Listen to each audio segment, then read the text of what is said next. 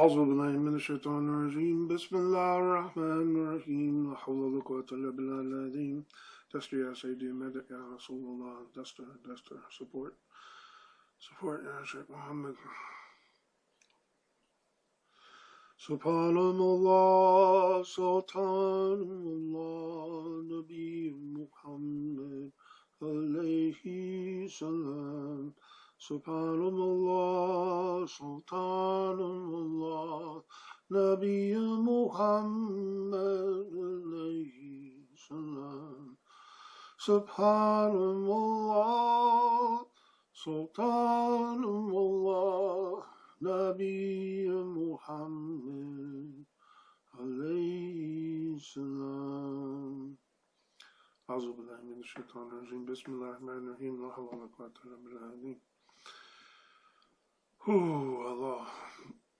So I saved this topic until Friday afternoon because Friday after the Friday prayer is a very spiritually powerful time.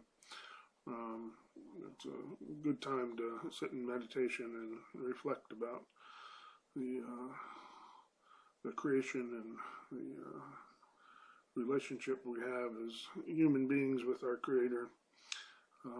Sitting and remembering, we call it zikr Allah, that remembrance of God, just sitting quietly and meditating and repeating the names of God.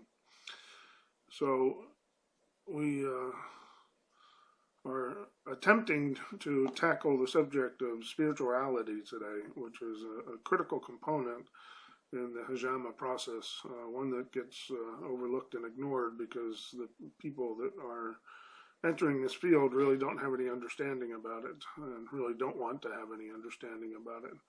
In fact, many of them actually reject it, which is really an absolute shame.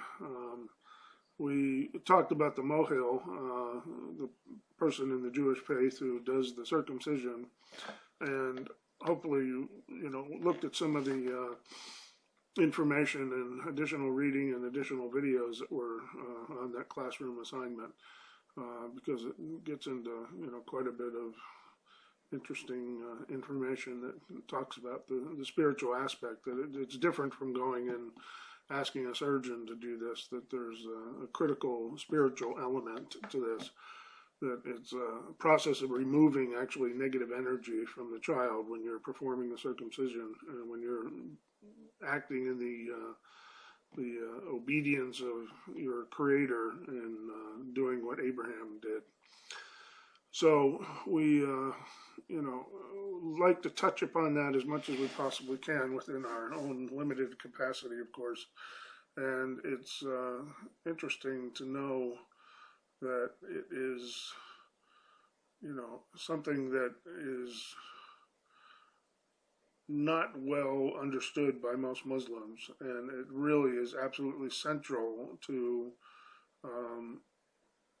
good belief and good faith, and it is critically important for somebody to have a pure heart in order to be able to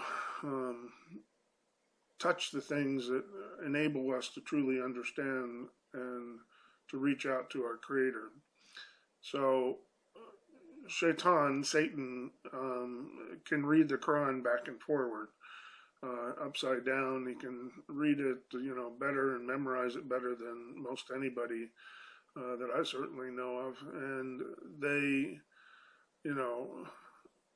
or there are people that, memorize the Quran and they call themselves Hafiz. And you're not a Hafiz simply by memorization of the Quran.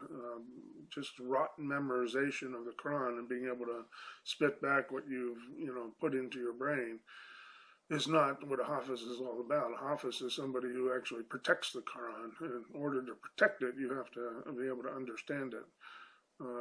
So you're not only protecting the actual words in the Quran itself, you're protecting the meaning of the Quran by teaching and sharing that meaning with others. So there's a huge difference between this concept that you're a Hafiz simply because you memorized the Quran. Satan has memorized the Quran. He knows the Quran inside and out, like I said, and backwards and forwards. But the problem is he can't touch it. He doesn't have or possess the purity of heart to be able to touch the Quran. So the meaning that you have to have wudu, you have to be pure in order to touch the Quran. Most people interpret that to mean that you have to have wudu, the ritual ablution, a ghusl, a bath, or just the washing of the face and the arms, and the lesser of the washing requirement. So it doesn't, that's part of the meaning, but the true deeper meaning is that you have to have a pure heart to be able to be effectuated by the Quran. And what's interesting is that it's also said that people who read the Quran that don't have that purity of heart, it actually can drive you further into disbelief.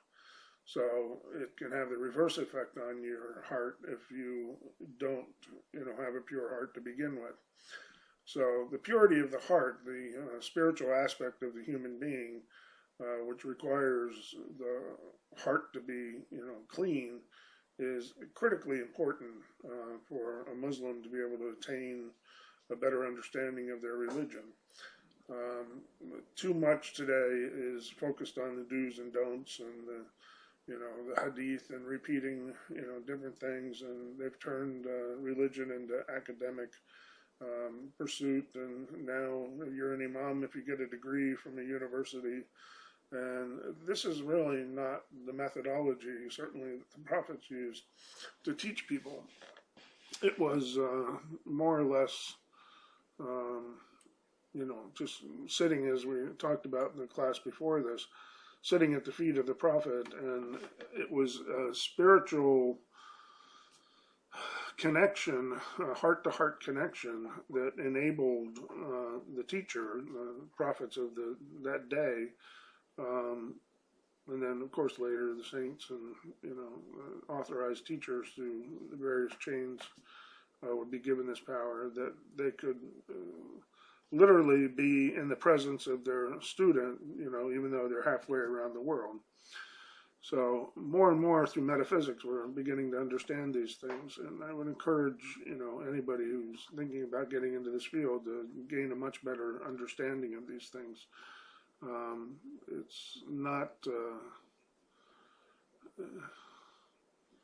It's not something that you're exposed to in an Islamic college too much. In schools like Abu Nur in Damascus, they touched upon it a little bit with different tazkiyah classes, purification of the heart, and they would do certain dhikrs and things of that nature. But this concept of rabita, which was a heart connection with the actual teacher, is something that is not very well understood in the general Muslim world. But it's something critically important for somebody who's going to, attempt to be a healer, because that connection is something that you need in order to try to help the patients that are coming to you. So spirituality, could be approached from many different directions now, and it is something that is critically important, and something that is activating the senses of the heart. So similar to the physical senses of sight and hearing and taste and smell and touching, we also have senses of the heart. And those senses of the heart are activated through exercises that have been tried and true, that have been passed down from generation to generation. And they're meditative exercises. They're exercises, this dhikr of Allah. A lot of people sat in circles, and if you look at Aboriginal tribes and the history of these circles, there's a lot of different worship services and stuff that actually formulate in a circle, and a lot of different exercises that are around the concept of chanting or meditation. And this is in divergent, locations throughout the world. So it's interesting to see the similarities between a lot of the different faith practices that basically point to the same thing.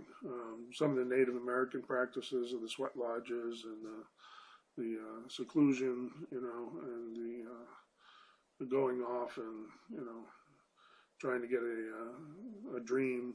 And, these are all very similar to some of the teachings and spiritual, understanding of what we call the Sufis, which is a term that wasn't used during the time of the Prophet, but it has come to connotate people who, are pursuing this spiritual aspect of their religion.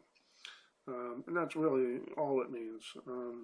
And people who have a respect for this teacher-student chain that goes back to Prophet Muhammad Sallallahu Alaihi Wasallam. Without that chain, anybody can say anything and make up anything, and there's no, substance behind what they're saying because there's no chain, there's no authority. So when a teacher teaches a student, there's an authority behind that. And nobody can really tell you that you're free of your ego and that you're, spiritually advanced enough to now take up the banner of a, practitioner. You really need a third party to do that for you that has gone through that process himself and is qualified to say that you're ready for that process as well. So it's an extremely important and extremely deep subject. Again, the Jewish faith and the Christians, I think, even have a better handle on it than most of the Muslim community today, which is kind of surprising because it's so critically important to religion that you have, a spiritual connection, that you're in touch with your heavenly being, and that you've activated the senses of the heart. So Christians will tell you that they have a personal relationship with Jesus, and they talk about the Holy Ghost, and these are alluding, to topics of spirituality. It's not, in my understanding, certainly not completely factually correct on some levels, but the sincerity and the desire to want to pursue that spiritual nature is very, very strong within the Christian faith, and within the Jewish faith, especially like Kabbalism and whatnot. It's very strong. So if you don't, although, maintain that very strict teacher-student relationship, and if it breaks at any time and there becomes somebody who's truly not authorized starting to take up the banner of a leader or a teacher, things get corrupted very quickly. So that whole process of isnad, they call it, which is the chain of transmission of teaching, is critically important in preserving the authentic teaching. And that's something that the Jewish faith has left off, and the Christians don't have something similar to. So it's really what differentiates the Muslim world, especially amongst the Sufis, that they are still respecting this. Now, most of the Muslim world is not respecting this, and that's wherein lies the problem in most of the Muslim world, and why there's no authority really in the teachings anymore, and they're mixing imagination and confusion, and everybody is entitled to an opinion now, and everybody goes on the internet and extrapolates whatever decision they think is best, and they apply it. And this is not the methodology that preserves the actual faith and the actual religion. The ego creeps in, and it starts, telling people that they're hafiz of the Quran simply because they memorize the Quran, and this is just absolutely absurd. Shaitan is a hafiz of the Quran in that case, and he's not a hafiz of the Quran because he can't preserve what he doesn't understand. So we can come from the direction of science, because science is now kind of catching up to, spiritual people. Spiritual people have always understood that prayer has an enormous power to effectuate change, not only in your own life, but in other people's lives. It's not, mumbo jumbo. It's not craziness for people to, ask God for rain. That's not nonsense for somebody to say, please, help cure my mother through prayer. It's not mumbo jumbo to repeat, certain Quranic passages or names of God on water and transforming that water into something which is, curative and has a power that people just can't simply explain today. But there are things coming close to explain that, namely Masaru Emoto's work on energy resonance or water memory, whereby he does these experiments of putting, the word hate on a bottle of water, and then another bottle of water he puts the word love, and another bottle of water he puts, the word bigotry, or whatever the case may be. And with extreme consistency, that word that is placed on the water, with everything else the same, the water, the cleaning process, the jars, everything else is a constant. The only thing that changes is that word on the bottle of the water. And he comes back and he takes water and freezes it, and then he takes the individual crystals and he compares a crystal with a word that was on the water. And with absolute consistency, the word matches the clarity and the beauty of the crystal that was formulated from the energy that went into that water from that word. So there's a couple of videos in the class, room website, which I encourage you all to read or to listen to.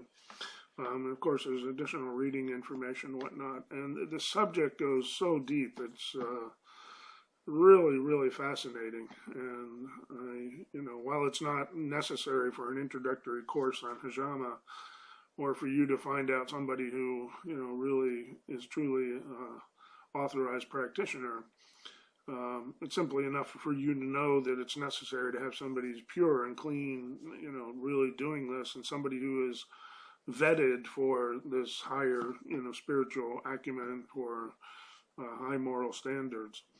And somebody can't do that themselves. So they need somebody who has gone through a process of purification that is pure themselves to be able to judge somebody else, whether they're pure enough or not, to embark on a process of this nature. And that's true across the board for anybody who's going to be an imam or, any kind of a teacher of the religious sciences at all. Should have a purity quality about it, but these universities, which have adopted kind of a Western way of thinking, have pretty much gotten away from that. Again, some of the universities incorporate part of that in there, but in my opinion, they don't go too far. And they're still skirting on the concept that a degree is the methodology that you use to obtain these things. And it really is not. So I think a little bit later in the program or the course, we'll probably get into that a bit more. But there's also experiments like Tesla that was doing, he was doing a lot of energy work and doing discoveries that pretty much produced free electricity. And if he was allowed to continue, the whole, oil industry and pretty much the control that they're able to exert by maintaining possession of that energy, so they can tax, the oil consumption through gasoline, like, taxes and prices. And through the meter that comes into your house, they can judge how much you use, and then they can tax and charge you for that. So it's a mechanism of control. And if you gave people free energy, which is quite possible, you would set humanity free. And there's an elite group of people who are very happy with enslaving humanity, and they want to keep and maintain that control. So they've eliminated a lot of people that have come up with incredible solutions for, utilizing free electricity, basically. And it's through this resonance kind of understanding that energy was, developed into something that became free.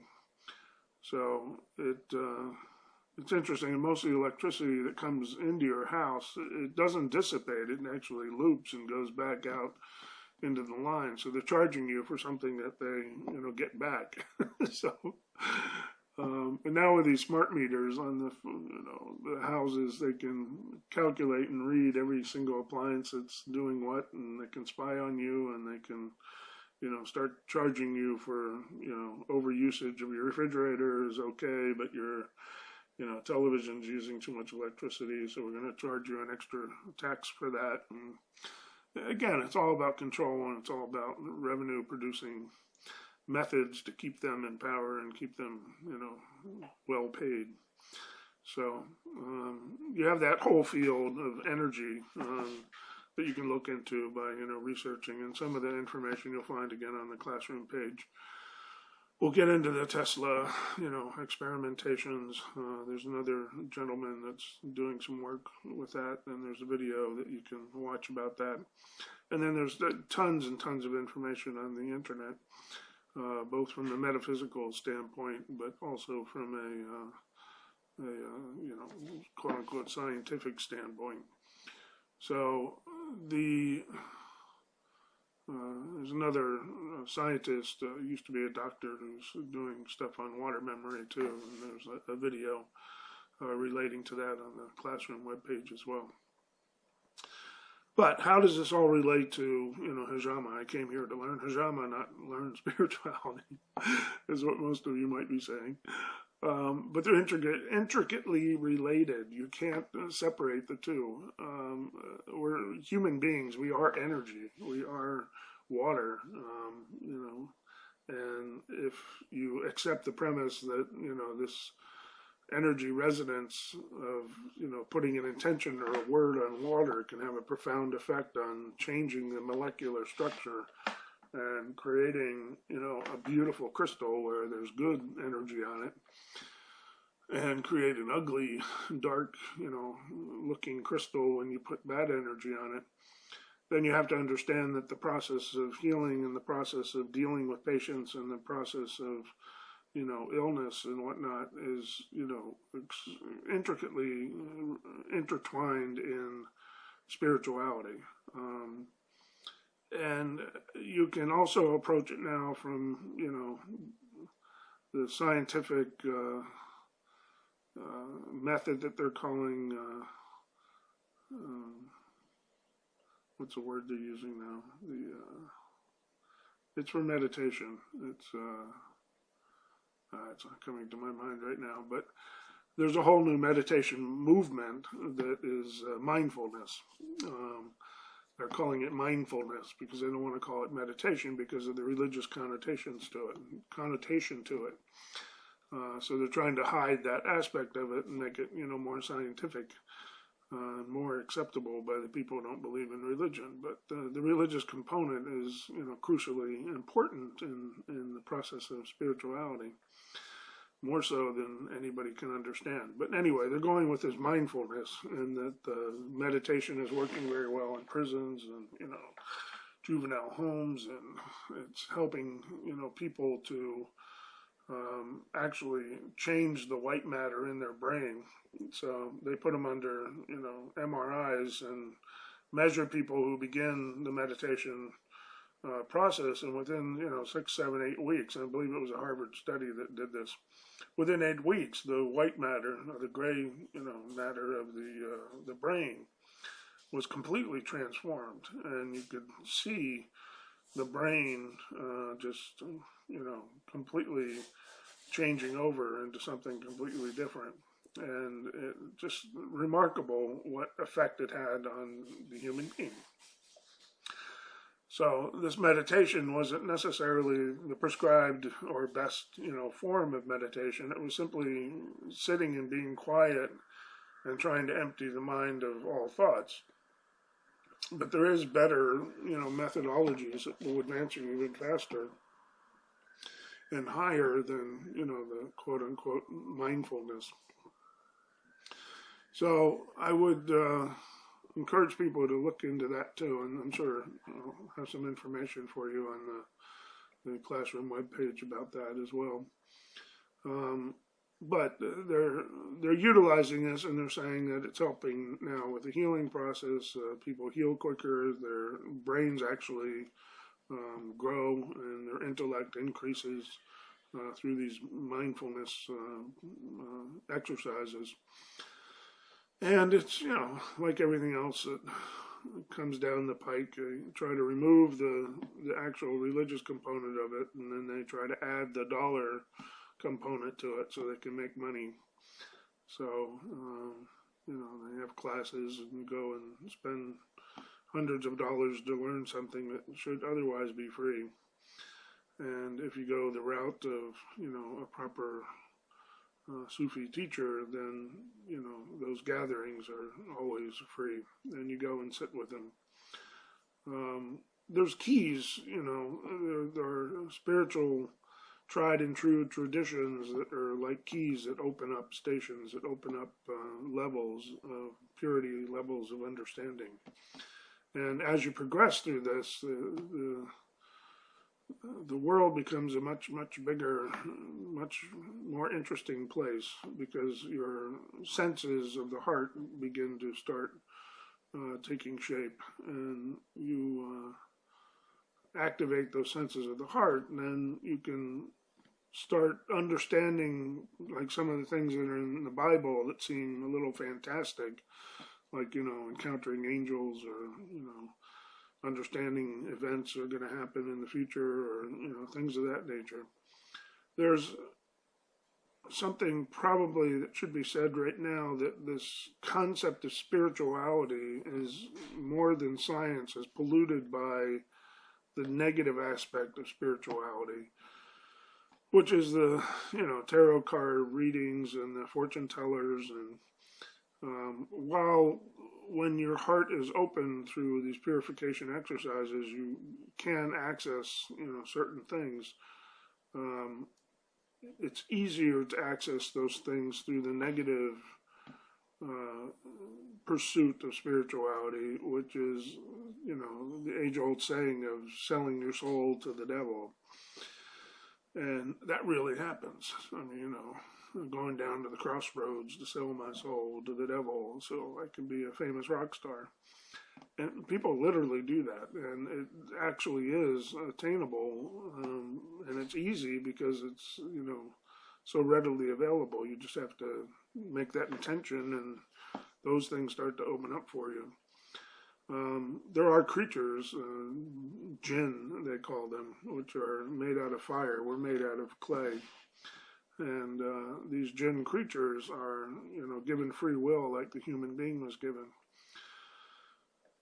And they can assist and help people who are on the dark side. Like human beings, there's, good jinn and there's bad jinn. And the bad jinn are serving, Satan, who's their leader. And they, are obedient to him, and they assist and help those who are also giving themselves over to worshiping Satan. So they, can help you and assist you in knowing information about people. They can help you and assist you in knowing events about the future. But this is all coming from an extremely negative point, and it's coming from people that, are loyal and, worshiping Satan. So are those the people that you want to be in cahoots with? And, are those the things that you want to, associate with? Absolutely not. And those, beings will tell you 99 truths in order to get you to believe one lie that they tell you later, that is that critical lie that changes everything in your life and it causes your own downfall. Mostly spiritually speaking, but also materially, mentally. So people, access that stuff because it's an easy route to getting, spiritual awareness and spiritual understanding. and it's an easy route to, charge people for, telling their fortune or telling their future. The psychic business in America, especially, is just, unbelievable amounts of money are spent for people. And I mean, even high level people, corporations are using psychics to try to get an edge on their competition. And, presidents, leaders of state are utilizing it to try to get the edge on their, political opponents. I understood Ronald Reagan and Nancy Reagan used it quite a bit. And it, it's a subject of a lot of defense contractors utilizing, different methodologies to try to get a leg up on their, their adversaries or whatever. So there's quite a bit of information on that, on remote viewing, and I mean, all of this stuff is, spent millions and millions of dollars. Russia, had a huge program on this kind of stuff. And they wouldn't be spending all this money if they, didn't think that they would get some sort of results out of it.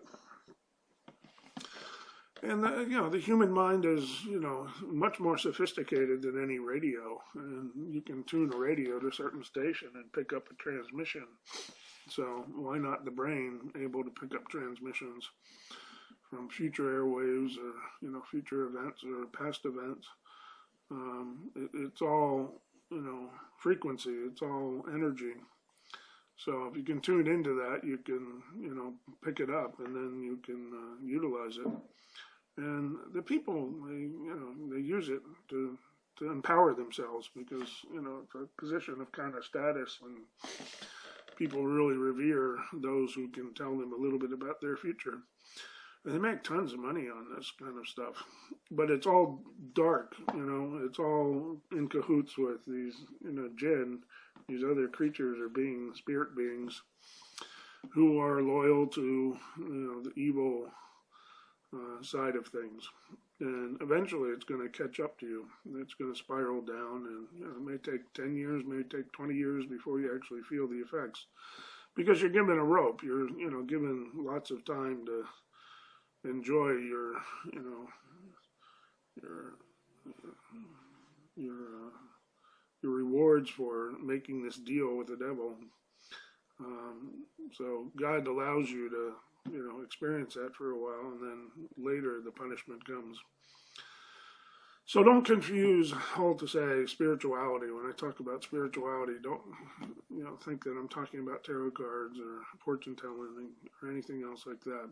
The path towards the real spirituality, the pure spirituality, is incredibly arduous and unbelievably difficult. And that's why, it's so hard to become a Hijama practitioner. It's not because you, have to study for years and years to learn how to put a, piece of fire in a cup and throw it on somebody's skin. Again, that's relatively easy to do. But the necessity for somebody to be pure of heart, that is not going to inflict their bad energy on somebody, is what's crucially important. And to vet somebody, I mean, whether you believe in the Ijaza system, or you don't believe in the Isnad, or you're scared to death of the word Sufi, which a lot of people are, there's tons of, closet Sufis out there that are Sufi when, the doors are closed, and they go to hudras and, dhikrs, and they do all sorts of things, and then they, come back out into the public eye, and they are still very much attracted by the donations that they can receive from the general Muslim population. So they want to keep secret what, their Sufi nature. But the vast majority of accomplished, converts, especially, are Sufi inclined, at least. And, whether they want to say that or not, I think it's extremely wrong of people not to discuss that openly and to talk about it, because it makes it more difficult on the people that are talking about it, because it's a big taboo, and there's an absolute, battle against Sufism, because it is the path that will lead people towards, peace and enlightenment and better understanding.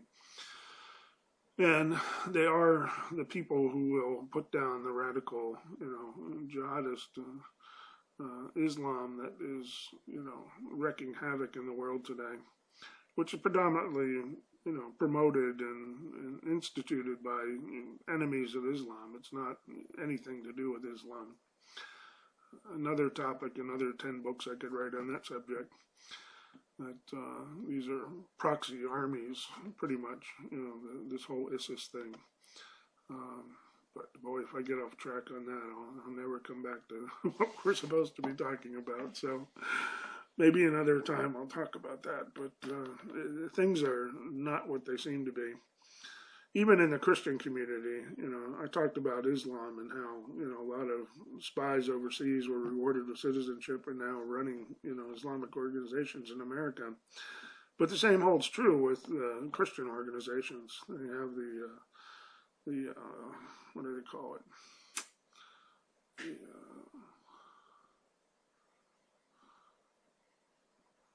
I can't remember it now. Well, I'll try to think of it, and if it comes to me a bit later. But it's effectively recruiting, major, like especially these mega churches, their leaders to be agents of the government. The clergy response teams or something like that, I think is what they're called. I don't know. But if you search, clergy, government, recruitment for clergy, Christian clergy or something like that, you'll probably find it on the internet. But this is really, real, that they, allow through this 501c3, organization to control the finances of these churches, and they allow, these church organizations to take huge amounts of donated money. In return, though, they want, their loyalty to help them, keep an eye on the flock, so to speak. So it's not just the Islamic faith. I don't mean to, focus and beat up just the Muslims, but, Christians have it, and other religions have it, and even the media has it, and there's, think tanks that are promoting people in important walks of life, so the sciences have it. It's people that are, planted into these positions to effectuate change, but not for the better, really for propaganda purposes. So it's not, simply a matter of the Muslims being, completely ignorant about these things and being manipulated. We're being manipulated from all sides now. But there are the closet Sufis, I call them, that, don't like to speak about these things because it is a subject that has been given, a lot of propaganda and a lot of attention in order to keep it down. So people don't understand that Islam is the religion of love. It is the religion of peace. It is a religion of, spirituality, and it is a religion of enlightenment, and it is what most people, we're searching for, it in India, we're looking for it in, in the Far East in Buddhism, or, going back into, Judaism and to the Kabbalist kind of teaching, or the New Age kind of,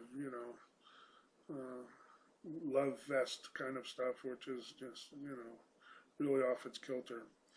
But the Islamic component of this, isnad and this ijaza is what keeps it pure. Not to say that there's not people claiming all sorts of things that they, have been given authorization from their teacher, and it's a lie. They haven't. The truth is that out of the Abrahamic religions alone, Judaism, Christianity, and Islam, there's over 200 sects. And out of those 200 sects, over 200 sects, only one way is absolutely correct.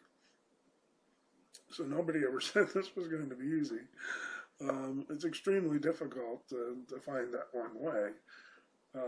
The good news is that if you're sincere, that even if you get off track and you find, the wrong teacher or the wrong path, that sincerity will eventually bring you back around. And the really good news is that when you have 7 last breaths, Allah reveals to you the truth. And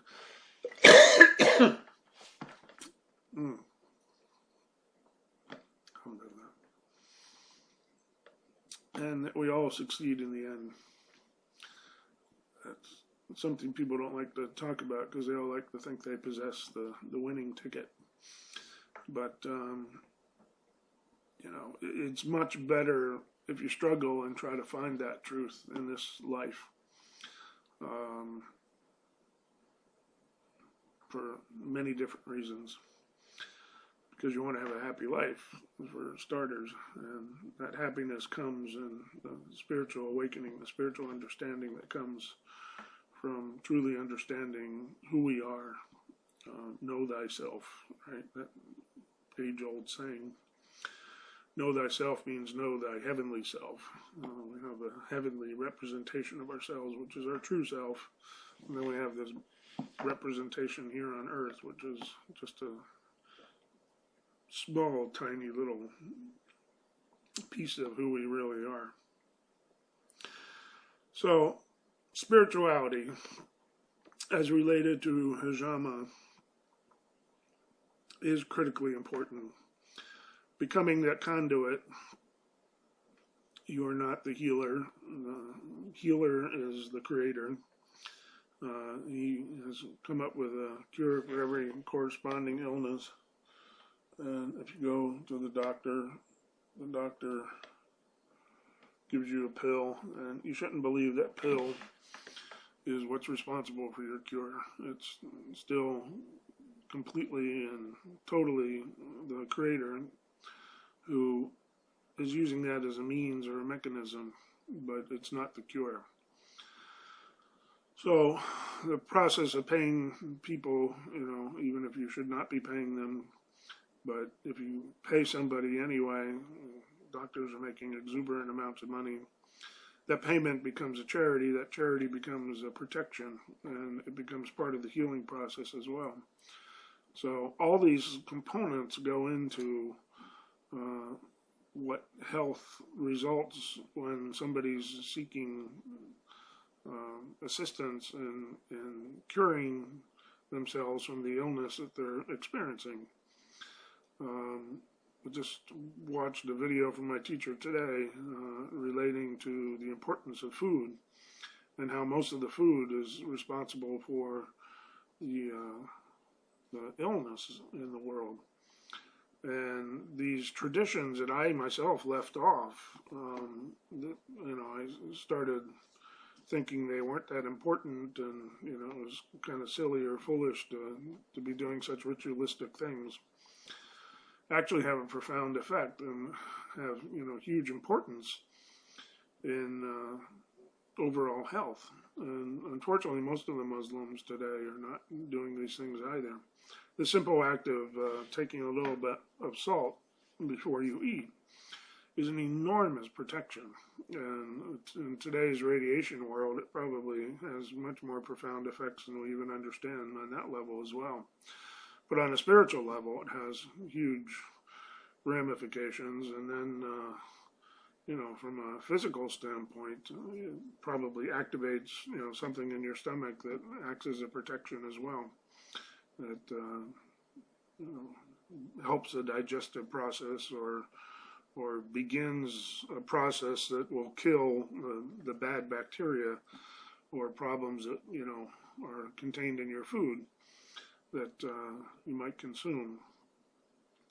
So we simply don't know all the answers for why you do these things, and if you say I'm not going to do them because I don't fully understand them, well, then, illness will probably take hold, because that illness becomes a blessing to let you know that these things are not foolish, that these things are necessary, and they're for your protection and for your benefit. Nothing in religion is because, he wants obedient slaves God is not, a vindictive, harsh God who likes to torment people. He's a loving, wonderful person who wants absolutely the best for the creation that he's made. And that creation is stubborn because it has, this huge ego, and it wants to be its own God. And you have to struggle with that. That's the animalistic desire of the human being. And then we have a human, side of our being, and you have to, bring that side of it out and repress the animalistic side. And when you do that, you become fully realized. You become really what you were created to be, and it's an incredible struggle to do that. So these little things that might seem like, do's and don'ts, and, they're made to be do's and don'ts by most of the religious people, never thinking beyond why these things are necessary. They call it the Maqasid or Maqasid Sharia, the reasons or the objectives behind the Sharia, the Islamic law. And they, don't contemplate these things. And it's said that contemplation is, better than prayer. So many thousands of prayers are equal to 1 hour of contemplation, something like that. I know I don't have that exactly correct, but it's something of that nature, showing the absolute importance of not only contemplation, but meditation, thinking on these things through your heart again and not through your mind. Opening that awareness is what's critically important, so you can truly understand these things. The physical senses, they lie to us. Like I said before, you put your thumb up to the moon, you think the moon is smaller than your thumb. But you sit on the moon and it's another situation. So our heart doesn't lie. And if we can activate those senses and we can perceive the world with those senses, then we understand truth. And understanding that truth makes the obedience easy because we understand the meaning and the objectives behind why we're ordered to do things that we're supposed to be doing. So I suffered, from health. I'm still coming back from it, actually. Some of the, better healers are people that have been through this themselves and learned through their own mistakes.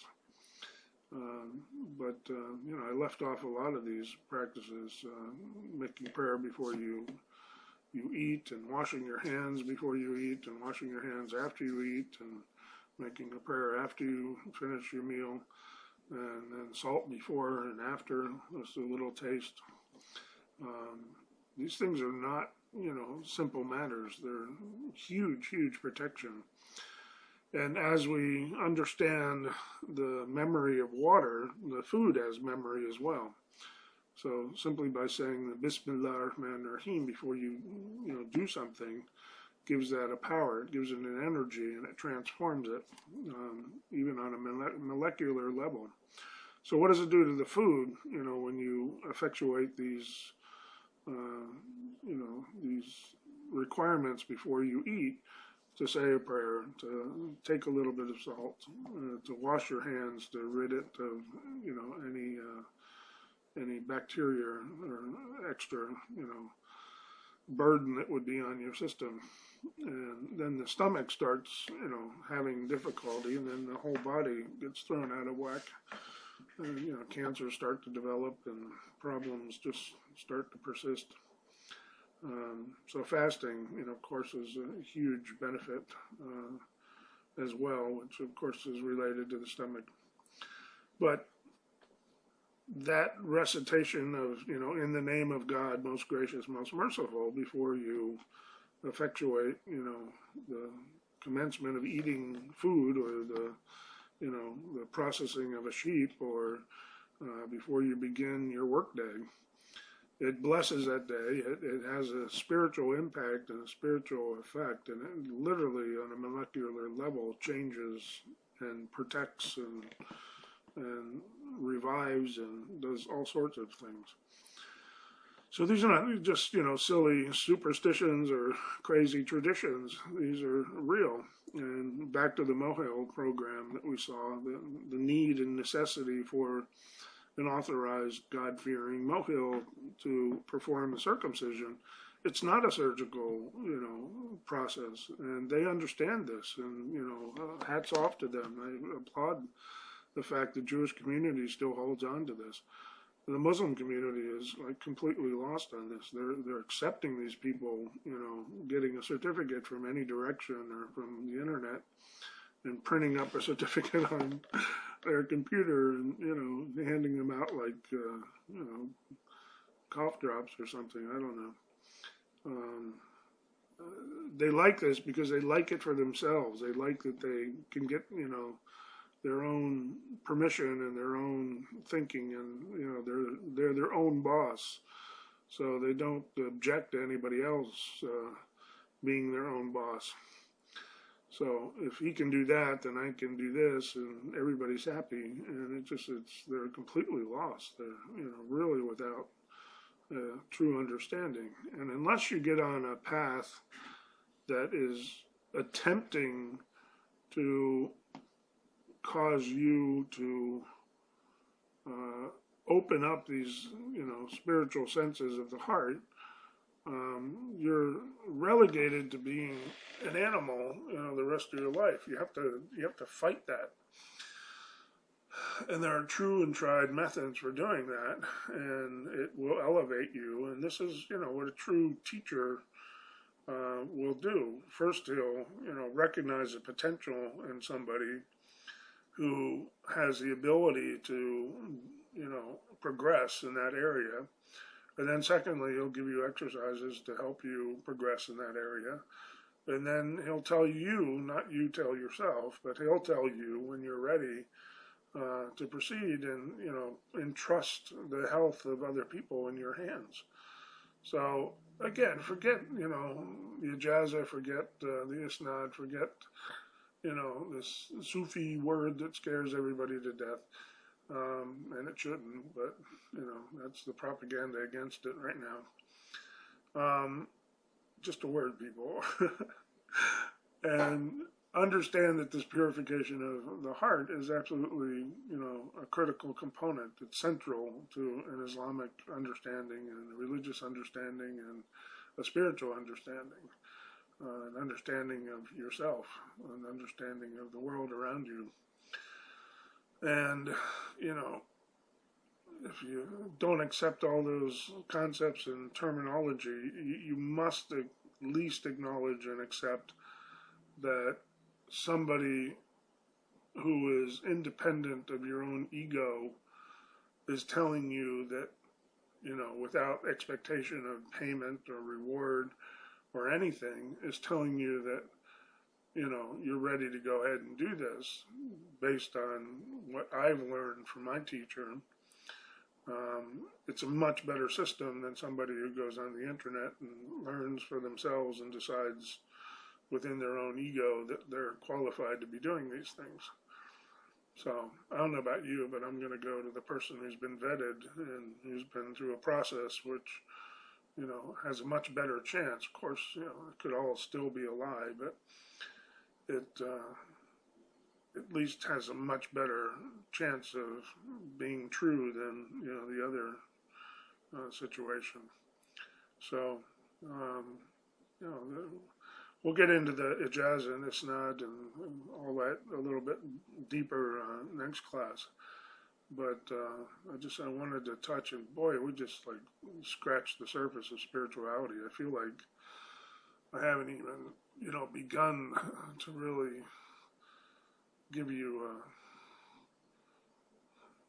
what you deserve to understand and know about that. It should go way beyond what I've delivered to you. So my apologies for being deficient and not expressing maybe better what I'm trying to convey to you on that level. But, as I uncover maybe more information, I'll put it on the webpage. And, answer some of the questions there to try to get your brains engaged, your heart engaged. in the process and send those assignments in to me. And look at the internet and try to contemplate and understand these things yourself. And by all means, if you can get into some sort of a meditation program, I won't advocate one right now. I'll tell you to just do, what your heart tells you is best right now. But there are methodologies that are absolutely more superior and better. It's like the Olympian, coach. He's teaching on a level that a high school coach is not able to teach on. It doesn't necessarily make it wrong, but there are better methodologies, and they are available. And you can, proceed and excel much faster and better with that type of methodology over the others. But that's another topic, another day. So, thank you for attending again, and may Allah forgive me and bless you for the honor of the most honored amongst creation, Sayyidina Muhammad sallallahu alaihi wasallam. Fatiha. Bismillahirrahmanirrahim. Alhamdulillah. Ar-Rahman Ar-Rahim. Maliki Yawmiddin. Iyyaka na'budu wa iyyaka nasta'in. Ihdina as-siratal mustaqim. Siratal ladzina an'amta 'alayhim. Ghayril maghdubi 'alayhim waladdallin. Amin. See you next class.